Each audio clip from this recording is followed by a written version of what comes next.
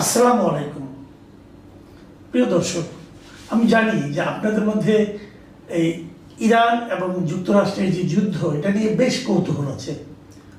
অনেকেই আমাকে ব্যক্তিগতভাবে বলেছেন যে এই যুদ্ধের আপডেট নিয়ে, এই যুদ্ধের বিভিন্ন দিক নিয়ে যেন আমি মাঝে মাঝে একটু একটু কথা বলার চেষ্টা করি। আসলে নতুন করে বলার কিছু নেই, এগুলো সবই আপনারা জানেন।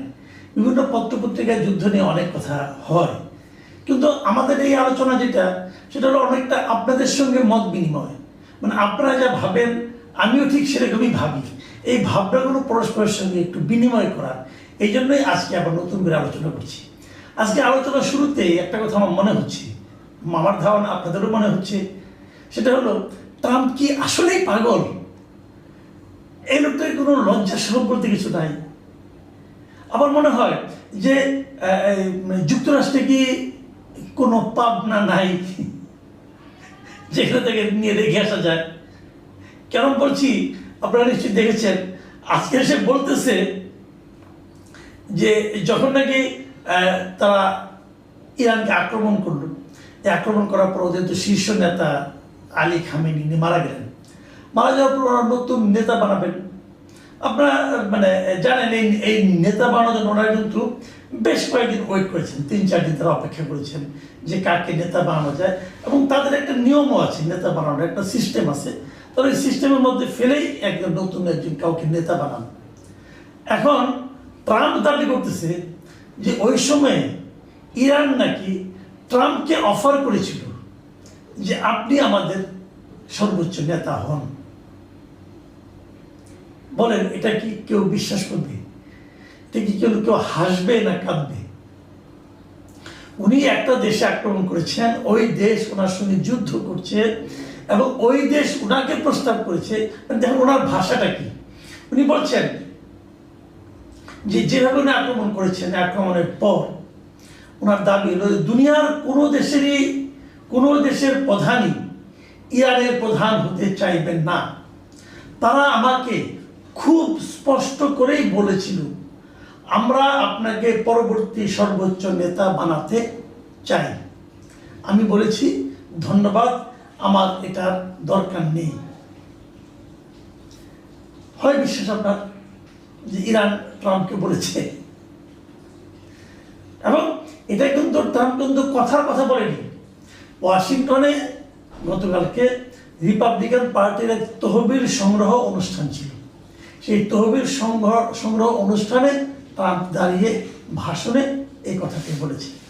ওনার নানা রকম উল্টাপাল্টা কথা নিয়ে ইদানিং মানুষের মধ্যে নানা ধরনের হাস্যরস দেখা যাচ্ছে, কিন্তু সে হাস্যরসে নানা রকম অযৌক্তিক কথাবার্তা বলছেন, একে তাকে অপমান করছেন। সাংবাদিকরা যখন প্রশ্ন করছে, সাংবাদিকদের বলছেন যে তোমাদের এটা fake news, CNN fake news, ABC fake news, এগুলি যা তা বলছেন, সেগুলো তো বলছেনই।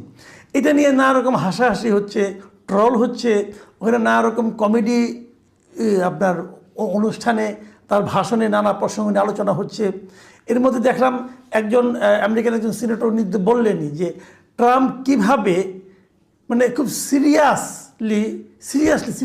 বিষয়ে একের পর এক মিথ্যা কথা বলছে, সেগুলো উনি একদম চোখে আঙুল দিয়ে দেখিয়ে দিলেন।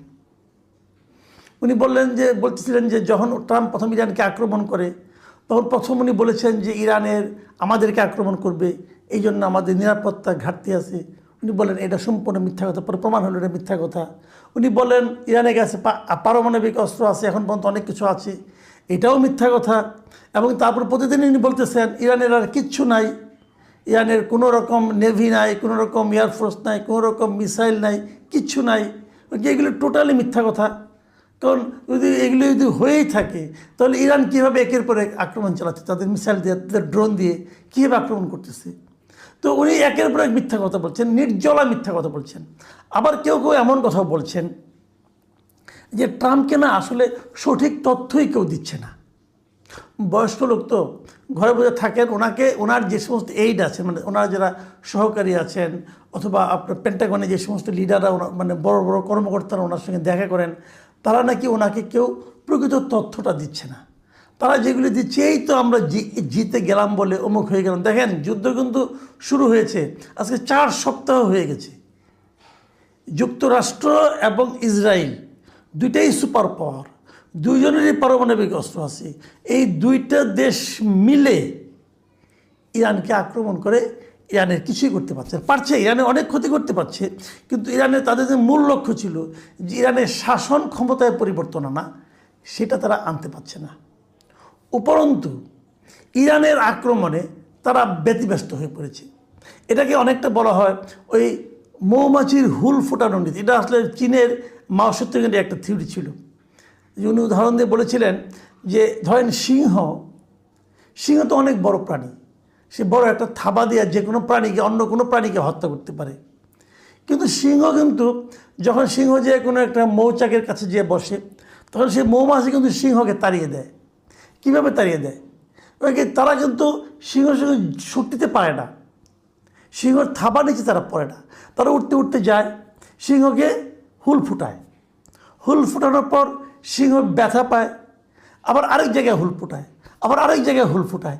এভাবে ক্রমাগত হুল ফুটিয়ে সিংহের মতো একটা বড় প্রাণীকেও ছোট ছোট মৌমাছিরা পরাজিত করতে পারে। এখন ইরানের সঙ্গে যুক্তরাষ্ট্রের এই যে যুদ্ধ, যেটাকে আমি শুরু থেকেই একটা অসম যুদ্ধ বলছি, কিন্তু এটাতে যুক্তরাষ্ট্র পেরে উঠছে না ওই মৌমাছি এবং সিংহের হুল ফুটানোর যে পদ্ধতি, রণকৌশল, তার কারণে। যুক্তরাষ্ট্র ইরানকে আক্রমণ করছে, বিমান দিয়ে বোমা ফলাচ্ছে, মর্টার মারছে, শেল মারছে। এ পর্যন্ত প্রায় 7,000 আক্রমণ নাকি ইরানের ওপর হয়েছে। ভাবুন একবার কত বড় ক্ষতি হয়েছে। এখন তো বেপরোয়া হয়ে গেছে, এখন তো তারা কোনো নিয়ম নীতি মানছে না, বেসামরিক স্থাপনাতেও বোমা মারছে এবং আক্রমণ করছে, মর্টার সেলের আঘাত চলছে। কিন্তু তারপরেও তারা ইরানের শাসন ক্ষমতার কোনো পরিবর্তন আনতে পারে নাই। এবং পৃথিবীর কোনো দেশকে যদি আপনি জয় করতে চান, সেখানে কিন্তু আপনার স্থল বাহিনী আগে যেতে হবে। এটা যুদ্ধ রণনীতিতে বলাও হয়, একটা দেশকে তুমি জয় করতে পারবে তখন, জয়ের শুরুটা হবে তখন যখন তার ভূমিতে তোমার সৈন্যের বুটের পা পড়বে, তখন থেকে তোমার জয় শুরু হবে। তো ইরানে আপনি যুক্তরাষ্ট্রের অথবা ইসরায়েলের সেনার বুটের পা পড়া সম্ভব না, পড়েনি এখন পর্যন্ত, এটা পড়তে পারবেও না। এখন আর শাসন ক্ষমতা পরিবর্তনের কথা আমেরিকা ভাবছে না। আমেরিকার এখন একমাত্র ধ্যান জ্ঞান হলো গিয়ে হরমুজ প্রণালীকে মুক্ত করা। আপনারা জানেন হরমুজ প্রণালী একটা ছোট্ট প্রণালীর মতো, সেটি ইরানের পাশ দিয়ে গিয়েছে, যেটাকে ওমান সাগরের সঙ্গে পারস্য সাগরের একটা সংযোগ ঘটিয়েছে। সেই প্রণালীতে সমস্ত তেলবাহী জাহাজের 20% জাহাজ ওই পথ দিয়ে আসে। ইরান প্রথমে এটা বন্ধ করে দিয়েছিল, তারপরে তারা বলছে যে সমস্ত দেশকে আমরা আমাদের মিত্র মনে করি তাদের জাহাজকে আমরা ওখান দিয়ে যেতে দেব।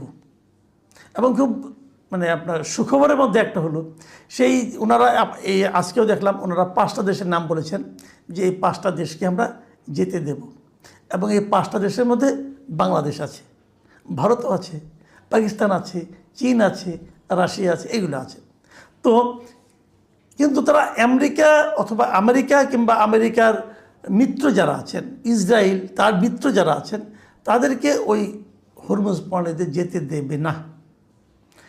এর যে প্রভাব, আমেরিকা প্রায় কান্নাকাটির মতোই করেছিল ইউরোপের কাছে, ন্যাটোর কাছে, যে আপনারা সবাই আসেন হরমুজ প্রণালীটাকে মুক্ত করেন। কিন্তু ইউরোপের কেউ তার কথায় কান দেন। এটা আমি আগেও একটা ভিডিও করেছিলাম। ইউরোপের সবাই বলেছে, ভাই এটা আপনার যুদ্ধ, এই যুদ্ধ আমরা শুরু করিনি। আর এই হরমুজ প্রণালী নিয়ে ট্রাম্পের এত মাথা ব্যথার কারণ হলো, হরমুজ প্রণালী দিয়ে তাদের জাহাজগুলি যেতে পারছে না বলে। এরই মধ্যে যুক্তরাষ্ট্রে কিন্তু তেলের দাম অনেক বেড়ে গেছে, এবং তেলের দামে বৃদ্ধির প্রভাব কিন্তু তাদের বিভিন্ন পণ্য সামগ্রীর মধ্যেও পড়ছে। এরই মধ্যে ডেমোক্রেটরা তার বিরুদ্ধে আন্দোলন শুরু করেছে, সাধারণ মানুষের আন্দোলন হচ্ছে ট্রাম্পের বিরুদ্ধে। তারা বলছে ট্রাম্প এই যুদ্ধ একা একা শুরু করেছে, এবং তাদের মধ্যে মূল যে দাবিটা উঠেছে, তারা তো স্বার্থপর মানুষ, তারা বলছে যে এই যুদ্ধে আমার কী লাভ। যুক্তরাষ্ট্রের নাগরিকদের বক্তব্য হলো, এই যুদ্ধে আমার কী লাভ, আমাদের কী লাভ, কোনো লাভ নেই। এই যুদ্ধে আমাদের লস, আমাদের প্রচুর টাকা যাচ্ছে, এবং একটা হিসেবে দেখা যাচ্ছে প্রতিদিন তাদের $2 বিলিয়ন করে কেবল অস্ত্রশস্ত্রের পেছনেই তাদের $2 বিলিয়ন করে ব্যয় হচ্ছে। এরই মধ্যে আপনারা জানেন পেন্টাগন $200 বিলিয়ন আরও চেয়েছে সরকারের কাছে, যে আমাদের এই টাকাটা লাগবে যুদ্ধ অব্যাহত রাখতে গেলে। সাধারণ মানুষ বলছে আমাদের ট্যাক্সের টাকা আমরা এখানে কেন ব্যয় করব। আর এই ট্রাম্প নির্বাচনের আগে বলেছিল উনি কোনো যুদ্ধে যাবেন না, কোনো যুদ্ধে জড়াবেন না, মানুষকে দ্রব্যমূল্য কমাবেন, এবং ওনার আমলে সবচেয়ে বেশি দ্রব্যমূল্য হয়ে যাচ্ছে, এবং ওনার আমলে সবচেয়ে বেশি যুদ্ধে যুক্তরাষ্ট্র জড়িয়ে যাচ্ছে। এবং যুক্তরাষ্ট্রের বক্তব্য হলো, জনগণের বক্তব্য হলো, এই যুদ্ধের মাধ্যমে যদি কারো লাভের সম্ভাবনা থাকে সেটা হলো ইসরায়েলের লাভের সম্ভাবনা, আর কারো লাভের সম্ভাবনা নাই। এবং ইসরায়েলের ভেতরেও কিন্তু নেতানিয়াহুর বিরুদ্ধে সাধারণ মানুষরা ফুঁসে উঠছে। অনেক শহরে ওই দিন একটা শহরের মেয়রকে দেখলাম, সে চিৎকার করে বলছে এবং সে কান্না করছিল, এই যে নেতানিয়াহুর কারণে আমাদের আজকে এই অবস্থা, এই যুদ্ধে আমাদের জড়িয়ে কী লাভ, আমরা তো এই যুদ্ধ চাইনি। এখন দাঙ্গাবাজ যুদ্ধবাজ দুজন নেতানিয়াহু এবং ট্রাম্প এগুলি করছে। এবং ট্রাম্পের আচরণের মধ্যে ক্রমাগত আমি যেন দেখতে পাচ্ছি, আগেও উনি অসংলগ্ন অনেক কাজ করতেন, এখন ওনার অসংলগ্নতা যেন আরও বেড়ে গেছে, যেন অনেকটা পাগলামির পর্যায়ে উপনীত হয়েছে। এটা হয় অনেক সময়, এমনি মানুষের বয়স হয়ে গেলে নানা রকম তো অনেক কিছু সমস্যা হয়, অনেক কিছু তারা সঙ্গতি রাখতে পারে না, একটার সঙ্গে একটা চিন্তার কথাকে সিনক্রোনাইজ করতে পারে না, এটা তো একটা হয়। কিন্তু তারপরে যখন সে ক্রমাগত হতাশায় লিপ্ত হতে থাকে, যখন ক্রমাগত সে কোনো হিসেব মিলাতে না পারে, তখন সে অসংলগ্নতা আরও বেড়ে যায়। ট্রাম্পের ক্ষেত্রে সেটা হয়েছে কিনা আমরা জানি না। তবে আমি মনে করি এই মুহূর্তে সবচেয়ে বেশি ভূমিকা রাখা উচিত যুক্তরাষ্ট্রের জনগণের, নাগরিকদের। তারাই কেবল পারে এই পাগলকে ঠেকাতে। তা না হলে এমন পাগলামিপূর্ণ কথাবার্তা বলার পর তাকে আসলে বাইরে তো ঘোরাফেরা করতে দেবে, ঠিক না। যাই হোক, আমরা ছোট দেশের ছোট মানুষ, এগুলো হয়তো আমাদের মুখে মানায় না। কিন্তু আপনি বলেন, যদি আপনার দেশের রাষ্ট্রপতি বলে যে আমাকে অমুক দেশ তার নেতা হতে বলেছিল, আমি বলেছি থ্যাংক ইউ, আমি যাব না, আপনি কী ভাববেন বলেন? যুক্তরাষ্ট্রে কি সেন্সিবল লোকজন নাই? তারা কী ভাবে যে এই ধরনের একটা উন্মাদ লোককে তাদের মাথার উপরে বসিয়ে রাখে, এবং তার হাতে বিশাল ক্ষমতা, সে চাইলে যে কোনো জায়গায় যে কোনো সময় পারমাণবিক বোমা পর্যন্ত নিক্ষেপ করতে পারে। এরকম একটা অপ্রকৃতস্থ লোকের হাতে এত বড় ক্ষমতা, এত বড় বোতামটা টিপে দেওয়ার ক্ষমতা রাখাটা কতটা নিরাপদে সারা দুনিয়ার জন্য, এটা কিন্তু তাদের একবার ভাবা উচিত। প্রিয় দর্শক, এখন এ পর্যন্তই।